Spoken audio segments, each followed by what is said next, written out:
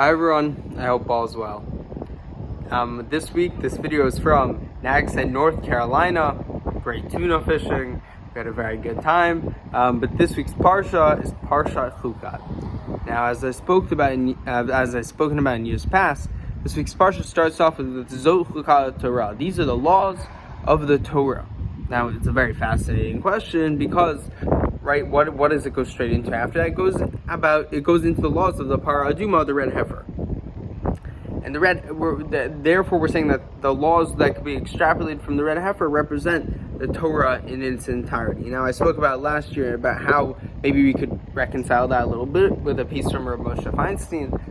But this year I wanted to share a thought I had from a whole bunch of looking and listening to a whole bunch of different Divrei Torah and sources on this week's Parsha, that at face value, right, when we hear Zot Chukat Torah, these are the laws of the Torah, and then hear about the red heifer, what does that really spark in our minds? That really sparks the fact that, right, all mitzvot have a reason. Everything we do has a reason. But the chukim, these special mitzvot, it's hard to rationalize what the real reason actually is. Now, there's a real intensity to that, because it's not about the mitzvah itself, right? We don't eat milk and meat because of the mitzvah, the commandment not to eat milk and meat. We're doing it because of the Metzaveh, the one who's commanding it, right? And we're doing it out of complete rationalistic decision making, because we know that Hashem is the one commanding us to do or not do that specific thing, which is really fascinating to think about, because many of the chukim, these things that we don't know, like shatnez or mixing milk and meat, right, or the red heifer, are things that don't appear rational, but yet our decision to follow those things is a very rational, thought-out decision, or at least it should be.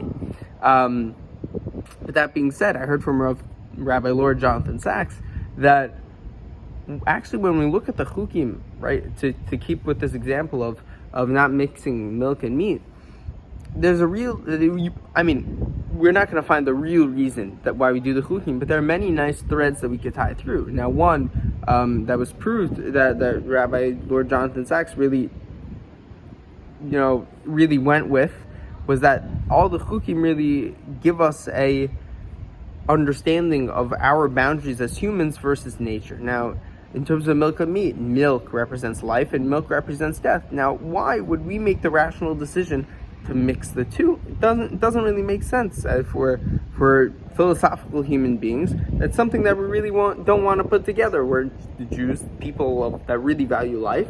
So why mix that with meat? And you go look throughout the whole Torah about meat, right? You definitely come to that conclusion that obviously meat is good, reach nichoach, but ultimately you probably don't want to mix it with something that represents life, milk.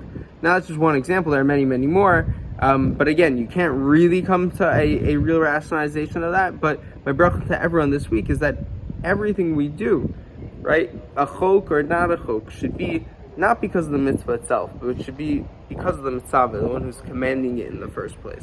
And that should really help us root our understanding and our connection to Hashem in really everything we do. And I wish you all a Shabbat Shalom.